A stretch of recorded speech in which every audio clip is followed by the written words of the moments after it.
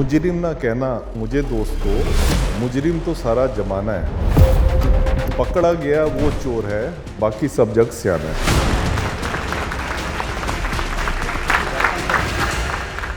तिहाड़ में जैसे इस बीच सर काफ़ी मर्डर हुए हैं। बिना अंदरूनी मिली भगत के ऐसा हुआ होगा ये मानना बहुत मुश्किल है। आपने किसी एक गैंगस्टर को जो है, अगर आपने तू करके बोल दिया या उसको बड़ा डिसरिस्पेक्ट दिखाई आपने दूसरे गैंगस्टर के आगे, तो मुझे लगता है आपकी जान जो है खतरे में आ जाएगी। ज्यादातर गैंगस्टर जो है ये जातों में डिवाइडेड है, धर्म में डिवाइडेड नहीं है। तिहाड़ में भी ऐसा है कि हमारा जो स्टाफ जो है डिवाइडेड है कास्ट के ऊपर। उस गैंग वाले को किसी ना किसी तरीके से हेल्प करेगी।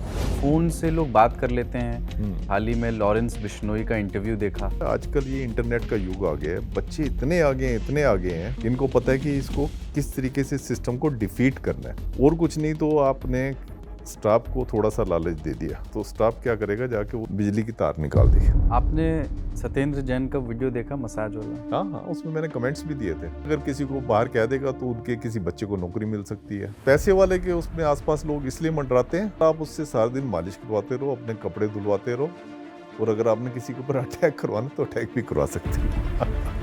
राजनेता कितने आपने देखे तिहाड़ जेल में? हमारे से पहले तो इंदिरा गांधी रही थी, अमर सिंह आए थे, मुलायम सिंह यादव आए थे। जो भी राजनेता आता है उसकी 3 चीज होती हैं कि मुझे सेल मिलनी चाहिए, खाना बाहर का चाहिए, जब भी कोई मिलने वाला है तो उससे मुझे उस टाइम पे मिलवा दो। इन 3 चीजों पे सबसे ज्यादा करप्शन होती है। सर क्या इसका मतलब जिस बच्चे ने हॉस्टल में रहना सीख लिया वो आराम से आपकी जेल में एडजस्ट कर सकता है? बिल्कुल बिल्कुल बिल्कुल। क्योंकि देखिए जिस तरीके का माहौल आपने अपनी जेल का बताया, ठीक उसी तरीके का माहौल मेरे हॉस्टल में होता था।